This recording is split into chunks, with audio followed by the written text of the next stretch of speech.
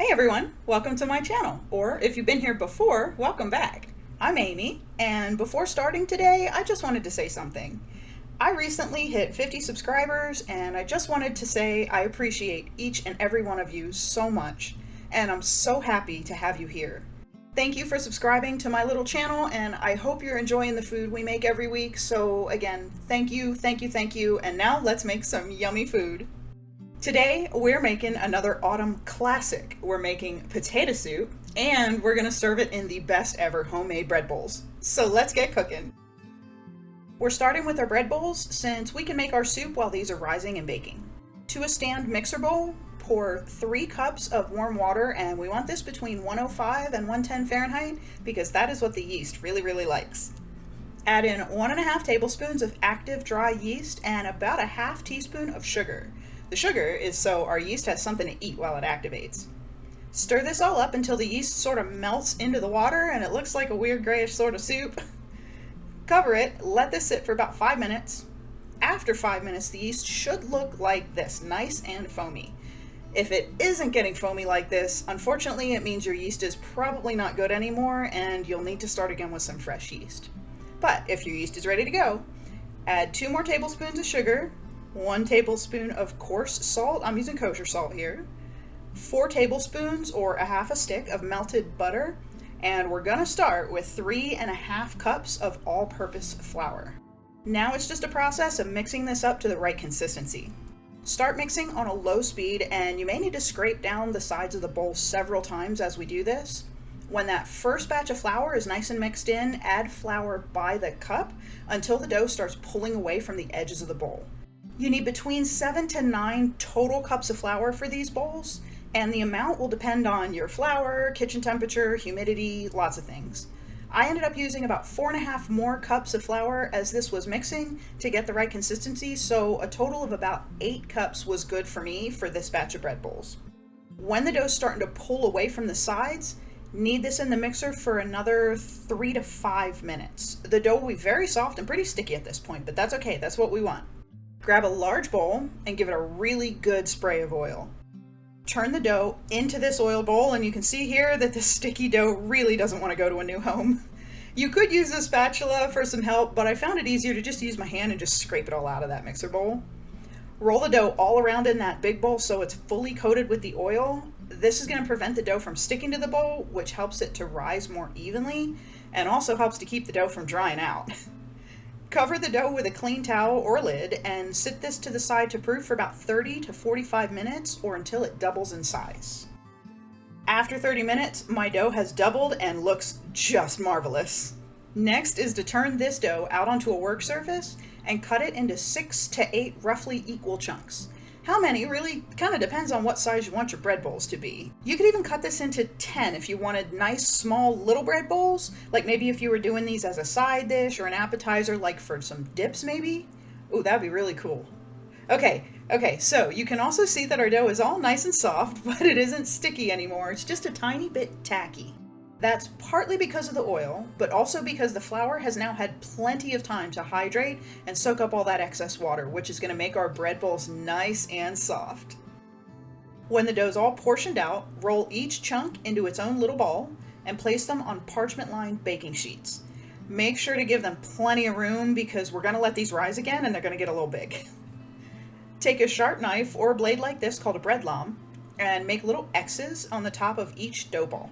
These little X's allow us to control how these dough balls rise by breaking the skin of the dough, so we don't get any breaks in unwanted places as the dough expands. The balls will expand along those cuts in the dough instead of cracking in random spots, so we won't have any lopsided bread bowls. Last, we're going to make a quick wash for these. In a small bowl, add 1 tablespoon of milk and 1 egg white. Just the white though, we don't need the yolk for this one. Whisk these together really well, like you're making scrambled eggs, and then brush this mixture on the top and the sides of the dough balls. This will make the dough get really nice and golden and glossy in the oven. It also almost caramelizes the top of the dough and helps to seal in moisture so the bread doesn't dry out as it bakes. Now let these rise again for another 30 to 45 minutes until they've almost doubled again. You can cover them with some plastic wrap sprayed with oil, but I've had these stick to plastic wrap and then deflate when I tried to remove it. I didn't cover these at all for their second rise this time, and they didn't dry out because of the wash. While these are rising, preheat the oven to 400 Fahrenheit so it's ready when the dough is ready. You don't want to overproof these on the second rise because they could fall in the oven again if they overproof. While the bread bowls are rising, let's get our potato soup going. To start, wash up 4 to 5 large potatoes. The best potatoes for this soup would be gold potatoes or russets, and we're going to use russets this time. Wash them off really well to get rid of any dirt or debris, and then chop them up. How small you cut them really depends on how fast you want them to cook. Big chunks of potatoes are going to take a while to cook through, but small ones like this cook pretty quickly, like 15-ish minutes. When they're all chopped up, just set them to the side. Next is our bacon. I'm using 7 strips here, and you can do the bacon one of 2 ways. You can cook them in full strips and cut them up later, or you can cut them up now and cook them in small pieces. I'm cutting them up now and cooking them in the little pieces just because I found that to be more convenient for me. When these are done, just set these to the side too. The very last thing to prep is a block of softened cream cheese. Just pop this open, take a butter knife, and cut this into little smaller pieces. This isn't absolutely necessary, but the smaller pieces will melt faster than just dumping the entire block in one big chunk. Like the other stuff, just set it aside for later. So while we were chopping stuff up, our bread bowls are now ready to go in the oven. Pop these in our 400-degree oven for 25 to 30 minutes, and let's get cooking on our soup. Grab a Dutch oven or a heavy bottom pot like a stainless steel pot. You can see here how well seasoned and loved my Dutch oven is. Add in the bacon and cook this until the bacon is nice and crispy or to your favorite level of crispiness. Although I would recommend making it crispy though, because some of this is going to go into the soup later, and if it isn't nice and crispy going in, it can get soggy in the soup. But lovely crispy bacon gives this soup a fabulous texture. The bacon's also going to render out some of its fat, and we definitely want it to do that. When it's done, use a slotted spoon, some tongs, or even a spider like this one and remove the bacon from the pot. Set it on some paper towels so they can soak up any excess grease. Bread's ready. Pull the bread bowls out of the oven and set them on wire racks to cool.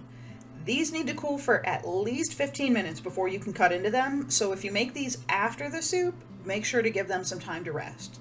Since I'm not finished with my soup, these will be plenty cool enough to use as soon as this soup is ready.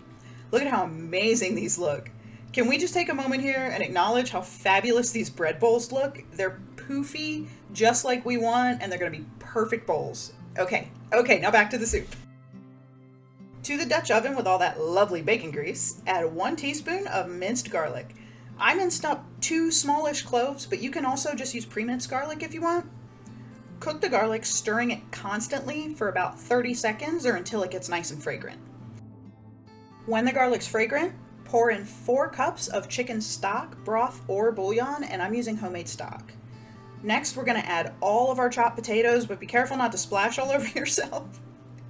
Next is 1/4 to 1/2 teaspoon of garlic powder, just for some extra flavor, and about 2 to 3 teaspoons of onion powder, which I use as a substitute for actual onion. Add some salt to taste, but remember, if you're using bouillon, it may already have a bunch of salt in it, so make sure that your bouillon is low sodium before adding any additional salt. I also added some fresh ground black pepper, probably about 1/2 teaspoon, but this is also going to be to taste. Last, I added some smoked paprika, maybe about another 1/4 to 1/2 teaspoon. Stir this up well so all the seasonings are mixed in. Also make sure that all the potatoes are fully submerged. Then bring this up to a boil on medium-high heat. Once it boils, turn the heat down to medium-low, cover it, and simmer this until the potatoes are fully cooked through. Stir it periodically just to kind of keep track of how cooked the potatoes are and to keep things from sticking or overcooking. The easiest way for me to tell was just to use a fork and mash one against the side of the pan. If it mushes, it's done. Now let's make this into the creamy potato soup we all love. You can use manual labor like this and just mash things to your favorite consistency with a hand masher, or you can grab a stick blender and use that. Either way, just mash or blend until you have your favorite consistency, whether that is somewhat chunky still or a full puree. When you're happy with the soup, grab the cream cheese we chunked up earlier and dump this into the pot.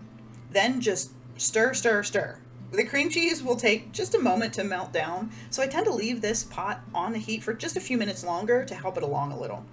You can also use a whisk, and that will help break apart the cheese pieces and get it to melt away into the soup. Optionally, you can add a handful of cheddar cheese here for some extra cheesiness, but I'm going to use cheddar as a garnish this time. Either way, when the cheese is all melted, the soup is ready and it can come off the heat. The very last is to stir about 3/4 of our bacon into the soup, and there we have it. Look at this thick, hearty potato soup. You can taste it to see if you need any additional salt or pepper, but this is ready to eat. Our bread bowls have had plenty of time to cool, so now let's dig in. Grab a knife, cut into the bread in a circle around the top like I'm doing here, but make sure only to cut down about halfway at the most because we don't want to go through the bottom. When you get the whole way around, pull out the top piece, and you should have like a flat sort of cone shape cut out. Look at the interior of this bread bowl. It's so nice and soft. It tastes amazing. So many bread bowls are really, really dense, but this is light and soft and airy. Okay, done admiring. To finish the bread bowl, just pull out pieces of that interior crumb until you have a bowl. You can make the sides and the bottom as thin or as thick as you like. Just make sure not to make a hole in the crust. When you're happy with the bowl, you're good to go. Look at our amazing soup. This has the perfect consistency. It's nice and creamy. It still has some nice potato chunks in it though.